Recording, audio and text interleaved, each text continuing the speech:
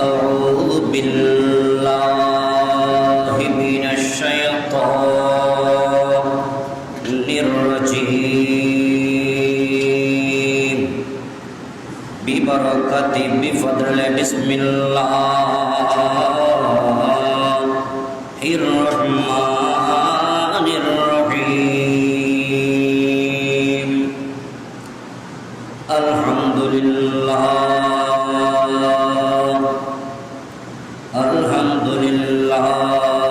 الذي خالق السماوات والأرضين والصلاة والسلام على سيدنا وسندنا وطبيبنا وطبيب قلوبنا ونورنا ونور ربنا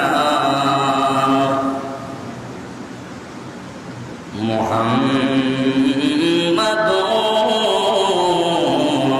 سيد الأنبياء والمرسلين وعلى آله وأصحابه وعلماء شريعته وأولياء ملته علينا معهم أجمعين أما بعد فقد قال الله تعالى إن عز وجل في شأن حبيبه مخبرا وآمرا إن الله وملائكته يصلون على النبي يا أيها الذين آمنوا صلوا عليه وسلموا تسليما صلى الله على سيدنا محمد محبت درود পড়েন সালাতুন ইয়া রাসূলুল্লাহ আলাইকুম সালামুন ইয়া হাবিব দুআ নাম কো না কুরবা উসি पर खुदा भी है रज़ा ज़ुए मुहम्मद सल्लल्लाहु या रसूल अल्लाह अलैकुम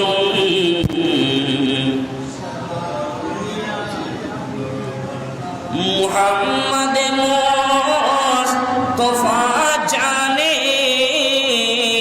खुदा को खुदा जाने मुहम्मद मुस्तफा को सलातुन या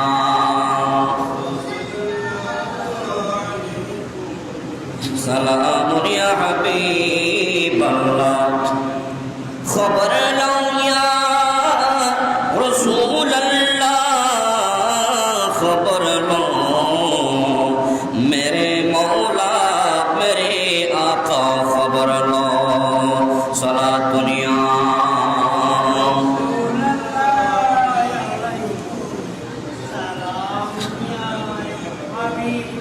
ইয়া রাসূলাল্লাহ ইয়া হাবিবাল্লাহ ইয়া রাসূলাল্লাহ গোসল করায়া কাফন পরায়া বিদায় দিবি যখন সকলে মিলিয়া গোসল করায়া কাফন পরায়া বিদায় দিবি যখন সকলে মিলিয়া লইবেন নবীজি কোলেতে তুলিয়া ইয়া রাসূলুল্লাহ হাবিবাল্লাহ ইয়া রাসূলুল্লাহ অন্ধকার কবরে যখন দিবে আমারে আসিবেন নবী গো আমার কবরে অন্ধকার কবরে যখন দিবে আমারে আসিবেন নবী গো আমার কবরে দেখিব আপনাকে দুনয়ন ভরে ইয়া রাসূলুল্লাহ ইয়া রাসূলুল্লাহ মুনকার নাকির আসিয়া সওয়াল করবে বসাইয়া মুনকার নাকির আসিয়া সওয়াল করবে বসাইয়া দিবেন গো নবীজি পর্দা উঠাইয়া সালাম করিব কদম ধরিয়া ইয়া রাসূলুল্লাহ ইয়া রাসূলুল্লাহ আউযু বিল্লাহি মিনাশ শাইতানির রাজীম বিসমিল্লাহির রহমানির রহিম ইয়া বুনাইয়া আকিমিস সালাতা ওয়া'মুর বিল মা'রুফ ওয়ানহা আনিল মুনকার ওয়াসবির আলা মা আসাবাক ইন্না যালিকা মিন আজমিল উমুর সাদাকাল্লাহুল মাওলানাল আযীম ওয়া সাদাকা রাসূলুহুন নাবিয়্যুল হাবিবুল কারীম ওয়া নাহনু আলা যালিকা লামিনাশ শাহিদিন ওয়াশ শাকিরিন রাব্বি সাল্লি ওয়া সাল্লিম ওয়া বারিক আলাইহি।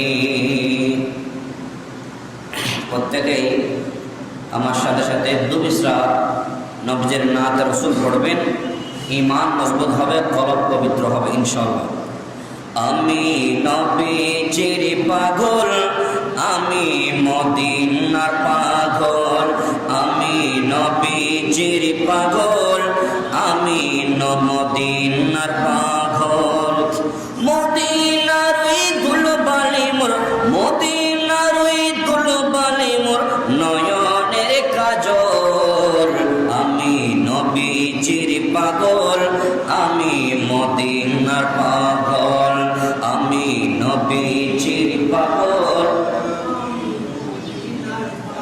আমার জিকিরি নবী নবী, দু চোখে মদিনার ছবি। ঠিক কিনা বলেন? আমরা নবীর জিকির, নবীর দৌলত পড়ি কি পড়ি না? আমার জিকিরি নবী নবী, দু চোখে মদিনার ছবি। আমার জিকিরি নবী নবী, দু চোখে মদিনার ছবি। নবীর প্রেমে দিতে রাজি, নবীর প্রেমে দিতে রাজি। জীবনের সকল, আমি নবীজির পাগল, আমি মদিনার পাগল। মহব্বতে আমি নবীজির পাগল, আমার সকল রোগের ওষুধ দয়াল নবীর সালাম দরুদ। আমার সকল রোগের ওষুধ দয়াল নবীর সালাম দরুদ। আমার সকল রোগীর ওষুধ দয়াল নবীর সালাম দরুদ। ভক্তি চিত্তে পড়ি যখন, ভক্তি চিত্তে পড়ি যখন, হই সুস্থ সবল, আমি নবীজির পাগল, আমি মদিনার পাগল, আমি নবী। শুনিলে মদিনার কথা, বলতে পারি সকল ব্যথা। ঠিক কিনা বলেন? নবীজির শান আজমতের কথা যখন বলি, উম্মতের প্রতি নবীজির মহব্বতের কথা যখন বলি, উম্মতের প্রতি নবীজির মায়ার কথা যখন বলি, চোখ দিয়ে আশিকদের হৃদয় চক্ষু থেকে পানি ঝরে। ঠিক কিনা বলেন? শুনিলে মদিনার কথা, বলতে পারি সকল ব্যথা। শুনিলে মদিনার কথা, বলতে পারি সকল ব্যথা। বুকের ভিতর বেশে ওঠে, বুকের ভিতর বেশে ওঠে মন আনন্দের ডল। আমি নবীজির পাগল, আমি নবীজির পাগল, আমি নবীজির পাগল, আমি মদিনার পাগল। মদিনার দুলবালে মোর, মদিনার দুলবালি মোর নয়নের কাজল। আমি নবীজির পাগল, আমি মদিনার পাগল। উপস্থিত মদিনাতুল আউলিয়া চট্টগ্রাম শহরের অন্তর্গত ঐতিহ্যবাহী বোয়ালখালী ফুলতল বাজারস্থ হাজী নুরুন নবী সওদাগর জাম মসজিদের সম্মানিত মুসল্লিন একরাম, অত্র কেন্দ্রের নওজওয়ান যুবক ভাইয়েরা, ছোট ছোট কচিকাঁচা মাসুম জাদুমণিরা, বিশেষ করে যারা জুমার নামাজ আদায় করার মানসিক প্রস্তুতি নিচ্ছেন কিংবা পথে রয়েছেন, সর্বস্তরের মুসলিম মিল্লাত রহমানি ও রহমতুল্লাহ তাআলা, আসসালামু আলাইকুম ওয়া রাহমাতুল্লাহি ওয়া বারাকাতুহু। আমি নাচিস নালায়েক সর্বপ্রথম ওই মহান আল্লাহ পাক জাল্লা শানুহুর দরবারে লক্ষ কোটি সুজুদ এবং শুকর আদা করছি যে রব্বুল আলামিন অত্যন্ত দয়া করে মায়া করে আমাদেরকে সুস্থ রেখে মাহে জিলকদ শরীফের দ্বিতীয় জুমা আদায় করার হায়াতের তয়বা দিয়েছেন। এজন্য মহব্বতের সাথে উচ্চ স্বরে বলি আলহামদুলিল্লাহ। সাথে সাথে লাখ কোটি দরুদ সালামের নাজরানা হাদিয়া পেশ করছি যেই নবীকে আল্লাহ পাক সৃষ্টি না করলে আরশ, কুরসি, লৌহ কলম, চন্দ্র, সূর্য, খোদার খোদাই কিছুই সৃষ্টি করতেন না। যেই নবীজির নাম মুবারক আমার আপনার কালেমার অংশ, যে নবীজির ভালোবাসা ঈমানের মূল ভিত্তি, যে নবীজি মৃত্যুর পর কবরে আসবেন, পরিচয় দিতে হবে। যদি কবরে পরিচয় দিতে ব্যর্থ হই, কঠিন আযাবে পতিত হয়ে যাব। যে নবীজি কাল কিয়ামতের ময়দানে হাউজে কৌসার বন্টন করবেন, যদি হাউজে কৌসার থেকে বঞ্চিত হই, কঠিন মুহূর্তে কাতরাতে থাকব। যে নবীর সুপারিশ ছাড়া জান্নাত আশা করা যায় না, সর্বযুগের সর্বকালের শ্রেষ্ঠ নবী হুজুর নূর মুহাম্মদ সাল্লাল্লাহু আলাইহি ওয়াসাল্লামের দরবারে সে নবীর মহব্বত অন্তরে ধারণ করে একবার বলি ইয়া রাসূলুল্লাহ। সাথে সাথে সৈয়দনা আদম আলাইহিস সালাতু ওয়াস সালাম থেকে আজ পর্যন্ত যত মুমিন মুমিনাত দুনিয়াতে এসেছেন, আবার বিদায় নিয়ে কবরের বাসিন্দা হয়েছেন প্রত্যেকের মাগফিরাত এবং কল্যাণ কামনা করে যে আয়াতে কারিমা তেলাওয়াত করেছে, এটার উপর আমাদের জীবনের শিক্ষা হিসেবে প্রত্যেকটি অভিভাবক তার সন্তানকে কি কি উপদেশ দেওয়া যায় এটার উপরে আলোচনা করব। আল্লাহ পাক সুন্দরভাবে বলে আমাদের আপনাদের আমল করার তৌফিক নসিব করুক, জোরে বলে আমিন। যে আয়াতে কারিমা আমি তেলাওয়াত করেছি এটা হচ্ছে সূরা লোকমান। আপনারা লোকমান আলাইহিস সালাতু ওয়াস সালাম নামে একজন মানুষের নাম শুনেছেন তো? শুনেছেন। ওই মানুষের বর্ণনা যদি বলি, দেখতে ছিল খুব বাটি, রঙের দিক থেকে ছিল কালো, নিগ্র ছিল এবং নাকটা ছিল চ্যাপ্টা। এরকম অনেকের নাক চ্যাপ্টা আছে না নাই? যাকে আমরা এই যুগে বলবো যে মানুষ এত সরস না, এইরকম বলবো, কিন্তু আল্লাহ পাকের কাছে উনি কত দামি হয়েছেন, যার কারণে ওনার কথাগুলো আল্লাহ কোরআনে বলেছেন এবং আমাদেরকে শিক্ষা দিচ্ছেন। জোরে বলে সুবহানাল্লাহ। লোকমান ইসলাম কোন নবী নন, উনি হচ্ছেন আল্লাহর ওলি। এই ওলির কথা আল্লাহ কোরআনে বলছেন, বিসমিল্লাহির রহমানির রহিম, ইয়া বুনাইয়া আকিমিস সালাত ওয়া'মুর বিল মা'রুফ ওয়ানহা আনিল মুনকার ওয়াসবির আলা মা আসাবাকা ইন্না যালিকা মিন আজমিল উমুর। হযরত সাইয়্যিদনা লোকমান আলাইহিস সালাম নিজের সন্তানকে চারটি উপদেশ দিয়েছেন। এ আমার সন্তান, আমি পিতা লোকমান আলাইহিস সালাম তুমি সন্তানকে চারটি উপদেশ দিচ্ছি। নাম্বার 1 হচ্ছে আকিমিস সালাত, জোরে বলে সুবহানাল্লাহ। তুমি নামাজ কায়েম করবে। কি করবে? 1 নম্বরে সন্তানকে কি দিয়েছেন? উপদেশ দিয়েছেন। তাহলে বোঝা গেল এই নামাজ আল্লাহ পাক জাল্লা শাআনহু শুধু উম্মতে মুহাম্মাদি তথা আমাদের উপর দেন নাই, ইতিপূর্বে সবার অন্যান্য নবীদের আমলও নামাজ ছিল। আপনাদেরকে আমি একটু স্মরণ করে দিতে চাই, আমরা এখন যেই 5 ওয়াক্ত নামাজ আদায় করি এগুলো শুধু আমাদের আমল না, এগুলো ইতিপূর্বে অন্যান্য নবীদের জীবনে এই আমলগুলো ছিল। আল্লাহ পাক আমাদেরকে সেগুলো ফরজ করে দিয়েছেন। জোরে বলি সুবহানাল্লাহ। আমরা যে ফজরের 2 রাকাত নামাজ পড়ি, এই 2 রাকাত নামাজ হচ্ছেন হযরত আদম আলাইহিস সালামের নামাজ। জোরে বলি সুবহানাল্লাহ। আদম আলাইহিস সালাম নামাজ পড়েছেন কয় রাকাত? 2 রাকাত।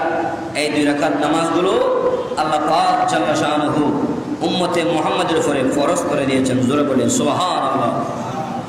এরপর আমরা জুমরের নামাজ যে 4 রাকাত পড়ি, এই 4 রাকাত নামাজগুলো হযরত ইব্রাহিম আলাইহিস সালামের নামাজ ছিল। হযরত ইব্রাহিম আলাইহিস সালামের এই নামাজগুলো আল্লাহ আমাদের উপর ফরজ করে দিয়েছেন। জোরে বলি সুবহানাল্লাহ।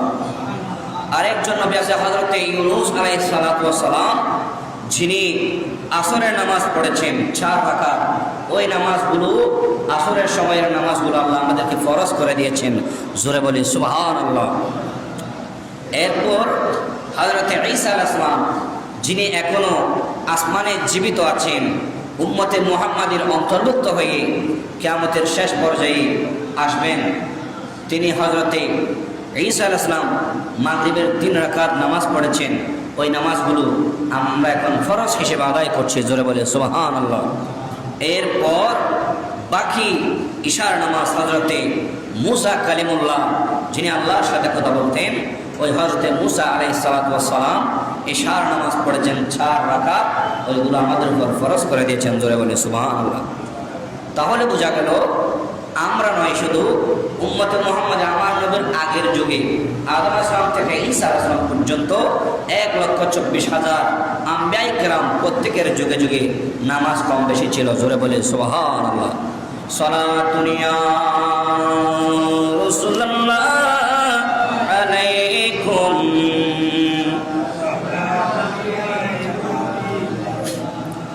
সাইয়্যিদানা লুকমান নিজের সন্তানকে 2 নাম্বার যে উপদেশ দিয়েছেন, বাবা ওয়া'মুর বিল মারুফ, বাবা তুমি যেখানে যাও না কেন তুমি মানুষকে যতটুকু পারো সাধ্য মোতাবেক মানুষকে সৎ কাজের উপদেশ দিবে। জোরে বলে সুবহানাল্লাহ। মানুষকে সৎ কাজের আদেশ দিবে, এই গুণ আমাদের থাকা উচিত। এগুলা ঈমানের দাবি। কারণ হাদিসে পাকের মধ্যে আসছে মান রাআ মিনকুম মুনকারা, এভাবে একটা হাদিস আছে, পড়ছি না আমি।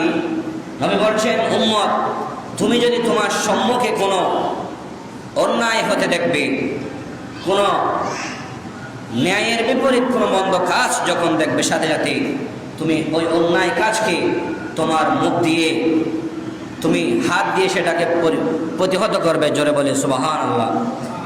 যদি তুমি হাতে না পারো, যেমন আমার সামনে 2 জন ভাই যদি ঝগড়া লাগে, তাদেরকে হাত দিয়ে তাদেরকে মীমাংসা করে দিতে হবে, মিটিয়ে দিতে হবে। আর যদি দেখা যাচ্ছে আমি তাদের সাথে হাত দিয়ে মীমাংসা করে দিতে পারবো না, অপারগ হব, ঠিক সেই মুহূর্তে নবী বলছেন তুমি মুখ দিয়ে অন্তত বলো ঝগড়া করা ভালো কাজ নয়, ক্ষতি ছাড়া লাভ হবে না, তোমরা পরস্পরে মীমাংসা করে নাও, এতটুকু বলতে হবে। আর যদি তুমি এতই দুর্বল হাতে পারছো না, মুখে পারছো না, তাহলে তুমি উম্মত নিজে দুর্বল ইমানদার, শরীরও দুর্বল, ইমানও দুর্বল, সাহসও দুর্বল, যার কারণে তুমি অন্তরে সেই অন্যায় কাজকে ঘৃণা করো। জোরে বলে সুবহানাল্লাহ। তাহলে বোঝা গেল সাইয়েদনা লুকমান ইসলাম নিজের সন্তানকে মানুষকে ভালো কাজ করতে বলেছেন। এই ভালো কাজ এটা ইসলামের অন্যতম শিক্ষা। জোরে বলে সুবহানাল্লাহ। 3 নম্বর উপদেশ ওয়ানহানিল মুনকার, যদি তোমার সামনে কোনো অন্যায় হতে দেখে তুমি সে অন্যায় থেকে প্রতিহত করবে, অন্যায় থেকে নিষেধ করবে, মন্দ কাজের থেকে নিষেধ করবে।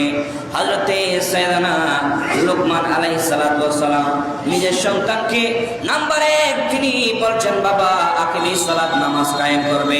নাম্বার 2 হচ্ছে ওয়ামরুর বিল মারুফ, তুমি ন্যায় কাজের আদেশ দিবে, মানুষকে উপদেশ দিবে। 3 নাম্বার হচ্ছে ওয়ানহানিল মুনকার, তুমি মানুষকে অন্যায় থেকে বাধা প্রদান করবে, অন্যায় থেকে মানুষকে তুমি বিরত থাকার জন্য বলবে। নাম্বার 4 হচ্ছে ওয়াসবির আলা মা আসাবাক, আমার সন্তান তোমার সম্মুখে বিপদ যত বড় হোক না কেন, বিপদ যেদিক থেকে আসুক না কেন, তুমি সব সময় বিপদের মুহূর্তে আল্লাহর উপর সবর ইখতিয়ার করবে। জোরে বলে সুবহানাল্লাহ। আমাদের কাছে মাঝে মধ্যে বিপদ আসে কিনা, দেখবেন যে আপনি এমন অবস্থা হয়েছে পকেটে কোনো টাকা নেই, ঠিক সেই সময় পরিবারের নিজের সন্তান অসুস্থ, এই বিপদে আপনি যদি বলেন নাই খোদায় আর না ভাই তার করোনা ভাই ওষুধ দিবেন নাউজুবিল্লাহ বলেন, এরকম বলা যাবে না। যদি আপনার পরিবারে কোনো অঘটন ঘটে যায়, যে কোন একটা ছেলে হাতে ব্যথা পেয়েছে, পায়ে ব্যথা পেয়েছে, যদি বলেন আল্লাহ আর ফরানা ভাই দে ঠ্যাঙ্গান ভাঙিবেন নাই, এদুন মেশর ফুয়া একসাথে ফুটবল খেলা হাই ফুয়া ভাঙে ফেলে দেয়, এই সমস্ত কথা বলা যাবে না। রাস্তা দিয়ে হেঁটে যাচ্ছে, হঠাৎ করে এসে চেঞ্জ একটা মেরে দিয়েছে, সন্তান পড়ে গেছে বিলে, হাত পা ছিঁড়ে গেছে, সেই মুহূর্তে আপনি বলতে পারবেন না আল্লাহ আমার ফলানা পাইছে। আল্লাহর পক্ষ থেকে প্রত্যেকটি কাজের মধ্যে বান্দার জন্য কল্যাণ আছে। কোন কাজটা কখন বান্দার জন্য হলে ভালো, এটা আমার আল্লাহ ভালো জানেন। জোরে বলে সুবহানাল্লাহ। সালাতুন ইয়া রাসূলুল্লাহ আলাইকুম। এবং সাথে সাথে লুকমান ইসলাম বলছেন ইন্না যালিকা মিন আজমিল উমুর, আমার সন্তান তোমাকে চারটি আমি উপদেশ দিয়েছি, নামাজ পড়ার জন্য, ভালো কাজের উপদেশ দেওয়ার জন্য, অন্যায় কাজ থেকে মানুষকে নিষেধ করার জন্য, আরেকটা বলেছি বিপদ যত বড় হোক না কেন আল্লাহর উপর ধৈর্য ধারণ করবে, আল্লাহর উপর খুব ভরসা করবে। এই 4টা কাজ তোমার কাছে স্বাভাবিক মনে হলো, বাবা আমি লুকমান ইসলাম বলছি এগুলো কোনো ছোট কাজ নয়, এগুলো তুমি বাস্তবায়ন করার জন্যে, এগুলো তুমি সমাজে বাস্তবায়ন করার জন্যে অনেক সাহসের প্রয়োজন। হযরত লুকমান ইসলাম বলছেন ইন্না যালিকা মিন আজমিল উমুর, এই চারটি কাজ অত্যন্ত সাহসিকতার কাজ। জোরে বলে সুবহানাল্লাহ। নামাজ আজকে মুসলমানের এই বাংলাদেশে 92% মুসলমান, কিন্তু যখন জোহরের সময় আজান দিয়ে দেয় দেখবেন যে 2 কাতারও হচ্ছে না। জুমার নামাজের জন্য পুরো মসজিদ পুরাই 2 তলা পর্যন্ত কোনো জায়গা থাকে না, নিচে কোনো জায়গা থাকে না, রাস্তা তো হয়ে যাচ্ছে, ঠিক কিনা বলেন? ফজরের আজান হয়, দেখা যায় মুতওয়াল্লি সাহেব কয়েকজন গণ্যমান্য মুরব্বী ছাড়া, উল্লেখযোগ্য কয়েকজন মুসল্লি ছাড়া বাকিদের খুঁজে পাওয়া যায় না। হযরত লোকমান ইসলাম বলছেন, এগুলো কাজ কঠিন, এগুলো করার জন্য তোমার ঈমান মজবুত হতে হবে। জোরে বলে সুবহানাল্লাহ। এই যে নামাজের আলোচনা, আমি কয়েকটা কথা বলবো। নামাজে যদি আপনি আল্লাহর সাহায্য চান, তাহলে ওই সাহায্য আল্লাহ অবশ্যই বান্দাকে করে। জোরে বলে সুবহানাল্লাহ। নামাজে যদি আপনি কারোর জন্য দোয়া করেন, নামাজ পড়ার পর ওই দোয়া কবুল হয়ে যায়, কারণ ফরজ নামাজের পরে দোয়া করলে এই দোয়া কবুল, এটা আমার আল্লাহ আমার নবীকে ওয়াদা দিয়েছেন। জোরে বলে সুবহানাল্লাহ। আপনারা একজন আল্লাহর ওলির নাম শুনেছেন, হযরত সৈয়দনা বাইজিদ বুস্তামি রাদিয়াল্লাহু তাআলা আনহু, ঠিক কিনা বলেন? ওনার বাড়ি কোথায় জানেন? আমরা তো এখন এদিকে বাইজিদ, শেরশাহ বাইজিদে হযরত সৈয়দনা বাইজিদ বুস্তামি রহমাতুল্লাহ আলাইহির আস্তানা আছে। প্রত্যেকটা আস্তানা বরকতময়, কিন্তু বাইজিদ বুস্তামি রহমাতুল্লাহ আলাইহির বাড়ি বাংলাদেশের শেরশাহ বাইজিদে নয়। ওনার বাড়ি হচ্ছেন ইরানে। এখন যে ইরান অঞ্চলে যুদ্ধ ছিল, ওই দেশে হযরত বাইজিদ বুস্তামির এলাকা। ওখানে এক মহিলা পতিতাবৃত্তি করত। জোরে বলি নাউজুবিল্লাহ। হযরতে সৈয়দনা বাইজিদ বুস্তামি রাদিয়াল্লাহু তাআলা আনহুর কানে সে খবর পৌঁছেছে। বল হুজুর, এখন আপনি জীবিত আছেন, আপনি মায়ের দোয়ায় নেককার ওলি হওয়ার পর আপনি এলম কালাম ইবাদত বন্দেগীর মাধ্যমে নিজের মুকামকে এমন পর্যায়ে নিয়ে গেছেন, আল্লাহ আপনার উপর রাজি হয়ে গেছে। আপনি কারোর জন্য দোয়া করলে দোয়া কবুল হয়ে যায়, আপনি কোনো কাজে হাত দিলে বরকতময় হয়ে যায়, সাকসেসফুল হয়। কিন্তু হুজুর, আপনার সময়কালীন একজন মহিলা অর্থের অভাবে, টাকা পয়সার অভাবে নিজের শরীরকে বিক্রি করছে। আপনি যদি একটু সেদিকে নজর করেন, ওই মহিলার জন্য বড় উপকার হবে। আল্লাহর ওলি হযরত বাইজিদ বুস্তামি রাদিয়াল্লাহু তাআলা আনহু তিনি সন্ধ্যাবেলায় ওই মহিলার বাড়িতে গেলেন। গিয়ে যখন দাঁড়ালেন, অন্যান্য মানুষ দেখেছে, তারা বাবা শুরু করছে, হাই হাই, এতদিন আমরা মনে করেছিলাম শুধু আমাদের মধ্যে খারাপ চরিত্রের মানুষ আছে, না না, আজকে দেখতে পাচ্ছি বাইজিদ পর্যন্ত লাইন ধরেছে। জোরে বলে নাউজুবিল্লাহ। হযরত বাইজিদ বুস্তামি রাদিয়াল্লাহু তাআলা আনহু তিনি শেষ পর্যন্ত মহিলার সাক্ষাৎ পেলেন। পাওয়ার পরে বলে, এই মেয়ে, তুমি এই অন্যায় মন্দ কাজ তুমি কেন করছো? বলে, হুজুর, আমি অর্থের অভাবে, টাকা পয়সার অভাবে চলতে পারি না, আমার কোনো স্বামী নাই, আমার বাবা নাই, সন্তান নাই, দুনিয়াতে চলার জন্য যে অবলম্বন দরকার আমি মহিলার সেটা নাই, যার কারণে আমি এই অন্যায় পেশাকে বেছে নিয়েছি। হযরতে বাইজিদ বুস্তামি বলেন, আজ এক রাত্রের জন্য যত টাকা তোমার পাওনা থাকবে পাবে, সমস্ত টাকা আমি তোমাকে দিয়ে দিলাম, তুমি সব মানুষকে চলে যেতে বলো। তখন বাইজিদ বুস্তামি ওই মহিলাকে 1 রজনীর টাকা দিলেন। দেওয়ার পরে অন্যদেরকে চলে যেতে বললেন। বলে, আমি তোমাকে টাকা দিয়েছি আজকের বিনিময় হিসেবে, কিন্তু আমি এসেছি অন্য উদ্দেশ্যে, আমি এসেছি তোমার কলবে হেদায়েতের নূর দেওয়ার জন্য। জোরে বলে সুবহানাল্লাহ। এখন ওই মহিলা অন্যদেরকে বলে, ভালো চলে যান, আজকে আর কোনো সুযোগ নাই, সবাই চলে গেল। হযরত বাইজিদ বুস্তামি তিনি বললেন, যেহেতু 1 রজনীর জন্য তোমাকে আমি পারিশ্রমিক বিনিময় দিয়েছি, অতএব আমি যাই বলে তোমাকে তাই করতে হবে, এক্ষুনি যাও, গোসল করে আসো।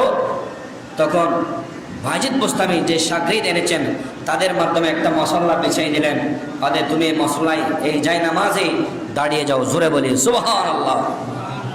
ওই মহিলা তিনি যাই নামাজে দাঁড়িয়ে গেলেন, আর বায়েজিদ বুস্তামি রাদিয়াল্লাহু তাআলা আনহু অপর পাশে আরেকটা যাই নামাজ নিয়ে 2 রাকাত নামাজ পড়ে আল্লাহর দরবারে হাত তুলে দিলেন, আল্লাহ রে আমার দায়িত্ব হচ্ছে আপনার বান্দিকে অন্যায় অনাচার থেকে তুলে এনে আপনার রাস্তায় নামাজে দাঁড় করাই দেওয়া, অতএব এখন আমি আমার দায়িত্ব পালন করেছি, আপনি ওই মহিলার অন্তরে হেদায়েতের নূর ঢেলে দেন, জোরে বলে সুবহানাল্লাহ। তখন আল্লাহ পাক জাল্লা শানুহু ওই মহিলার অন্তরে হেদায়েত এমন ভাবে ঢেলে দিয়েছেন, পৃথিবীর মানুষ আর ওই মহিলাকে দেখতে পায় নাই।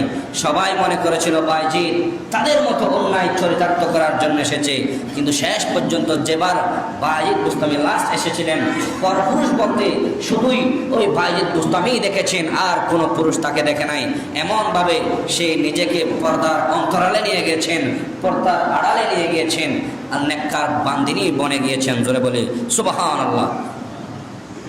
এখানে আমার মূল পয়েন্ট, হযরতে বায়েজিদ বুস্তামি চাইলে নিজে নিজে দোয়া করে দিতে পারতেন, আল্লাহ তোমার এই নেককার বান্দিনীকে আপনি হেদায়েত দিয়ে দেন, কিন্তু তিনি আশ্রয় নিয়েছেন সরাসরি ঘটনা সত্য কিনা, সত্যতা যখন পেয়েছেন সাথে সাথে নামাজ পড়ে দোয়া করেছেন, আল্লাহ পাক নামাজের মাধ্যমে তার দোয়া কবুল করে নিয়েছেন, জোরে বলে সুবহানাল্লাহ। এখনো পর্যন্ত আমরা কোনো মানুষ যদি আমাদের সন্তান বলেন, আমাদের পরিবার পরিজন বলেন, আত্মীয় স্বজন বলেন, কোনো নেক মকসুদকে উদ্দেশ্য করে যদি নামাজের পর দোয়া করি ইখলাসের সাথে, আমার আল্লাহ সেই দোয়াকে কবুল করে নেয়, জোরে বলি সুবহানাল্লাহ। সালাতুন ইয়া রাসূলুল্লাহ আলাইকুম।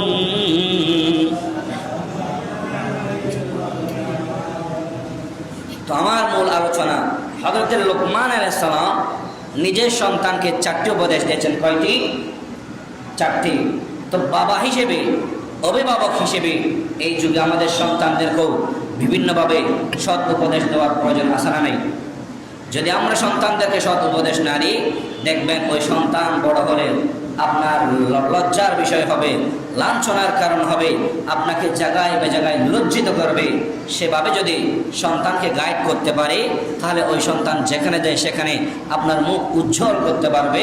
যদি বাবা হিসেবে, মা হিসেবে গাইড করি, জোরে বলি সুবহানাল্লাহ। এই যুগে একজন সন্তানকে মা হিসেবে, বাবা হিসেবে অনেক উপদেশ দেওয়া যায়। তন্মধ্যে আমি 10টি উপদেশের কথা বলবো। এগুলা আপনারা সন্তানদেরকে সবসময় বলবেন, কারণ শিক্ষকের কথা ছাত্ররা শুনে পরীক্ষায় পাশ করার জন্য, শিক্ষকের কথা ছাত্ররা শুনে আরেকজনকে বলার জন্য। এটা এরা দেখা যায় ওকে যিনি পড়াচ্ছেন উনি ওকে পড়ানোর বিনিময়ে টাকা নিচ্ছে, পরিবারের হাল ধরছে, তার মাথায় ঢোকে আমিও বড় হলে এরকম শিক্ষক হব বা অন্য পেশায় যাব, এগুলো বলার মাধ্যমে ইনকাম করব, টাকা পয়সা রোজগার করব। কিন্তু মা বাবা যখন বলে, দেখা যায় কোনো টাকা পয়সা নেই না, উল্টো তাকে টাকা পয়সা দিয়ে মানুষ করছে, তখন মা বাবার প্রত্যেকটি কথা ওই সন্তানের কর্ণপাত হয়ে যায়। সন্তান ভালো মতো শুনে আমল করে। আমাদের সন্তানদেরকে যে অনেকগুলো উপদেশ, তার মধ্যে 10টা উপদেশ আমি বলছি। 1 নম্বর হচ্ছে তাওহীদ তথা ঈমানের শিক্ষা আমাদের ছেলেদের দিতে হবে, জোরে বলি সুবহানাল্লাহ। তাওহীদ তথা ঈমান। তাওহীদ হচ্ছে সৃষ্টিকর্তা আল্লাহ, রিজিক দাতা আল্লাহ, ইবাদতের মালিক আল্লাহ, এখানে অন্য কাউকে সমতুল্য করা যাবে না। যদি আপনি কোনো নেককার বান্দাকে খুশি করার জন্যে তার ইবাদত করেন, তাকে সিজদা দেন, শিরিক হয়ে যাবে। অতএব আপনাকে বুঝে নিতে হবে, সন্তান হিসেবে আপনার বাবার দায়িত্ব সন্তানকে এই রকম শিরিক তথা অন্যায় থেকে বাঁচিয়ে রেখে ঈমানের শিক্ষা দিতে হবে, জোরে বলে সুবহানাল্লাহ। ঈমান মানে তাওহীদের শিক্ষার পাশাপাশি ঈমানের আরেকটা বড় চ্যাপ্টার হচ্ছে নবীর প্রেম, নবীর আদর্শ, জোরে বলি সুবহানাল্লাহ। আমার নবী বলছেন, এ আমার উম্মতেরা আদিবু আওলাদাকুম মিন সালাসে হেসালিন, এ আমার উম্মত, তোমার সন্তানকে তুমি তিনটার বিষয়ে আদব শিক্ষা দাও। নাম্বার 1 হচ্ছে হুব্বে নবীকুম, তোমাদের নবীর ভালোবাসা তোমরা শিক্ষা দিবে। জোরে বলে সুবহানাল্লাহ। যদি তুমি তোমার নবীর ভালোবাসা শিক্ষা না দাও, এই সন্তান বড় হয়ে তোমার নবীর বিরুদ্ধে বললে তার ভালো লাগবে, তোমার নবীর পক্ষে শান বললে তার অপছন্দ হবে। তোমার নবীর ভালোবাসার আলোচনা, ইজ্জত আজমতের কথা বললে, উম্মতে মুহাম্মদের শ্রেষ্ঠত্বের কথা বললে মনে হবে যেগুলো বানায় বানায় বলছি। তুমি তোমার নবীর ভালোবাসা যদি অন্তরে তোমার ছেলেকে শিক্ষা দিতে পারো, তাহলে ওই সন্তান নবী প্রেমিক হয়ে নবী প্রেমিক হবে। জোরে বলে সুবহানাল্লাহ।